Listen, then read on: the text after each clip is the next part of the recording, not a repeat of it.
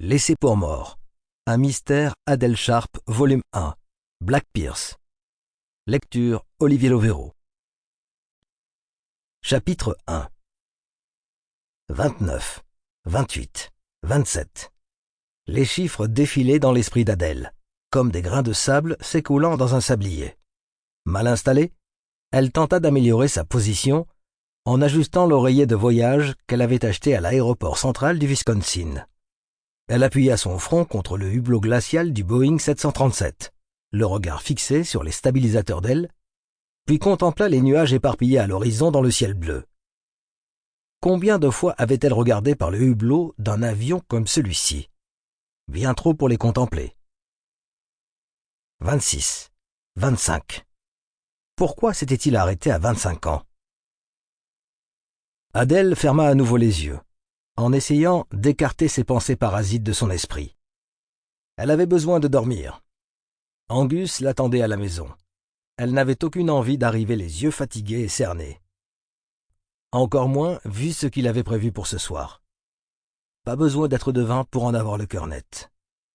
Penser à son petit ami l'aida à chasser certains de ses soucis de ses pensées, et un léger sourire lui étira les lèvres, s'y attardant pendant un moment. Les yeux mi-clos, elle observa sa main gauche. Adèle n'était pas du genre à porter des bijoux, mais ses doigts semblaient particulièrement dénudés. Elle avait toujours espéré, dans son fort intérieur, qu'à 32 ans, son annulaire au moins serait orné d'une bague. Bientôt. Si elle en croyait les textos de Jennifer et le dernier appel énigmatique d'Angus, sa main cesserait bientôt d'être aussi nue. Elle sourit à nouveau. Pourquoi s'était-il arrêté à 25 ans? Son sourire se figea lorsque l'idée fixe s'imposa à nouveau à elle.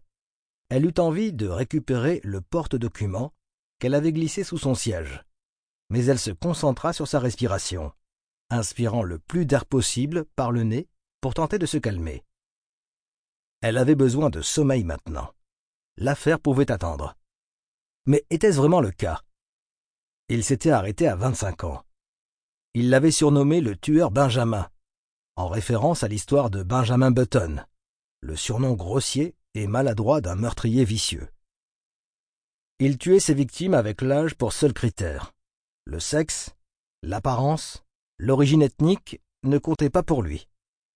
Il avait commencé avec cet homme de 29 ans, un prof de sport de collège à peine plus jeune qu'elle. La victime suivante avait été une femme aux cheveux blonds et aux yeux verts, qui ressemblait à s'y méprendre à Adèle. Sample complete. Ready to continue?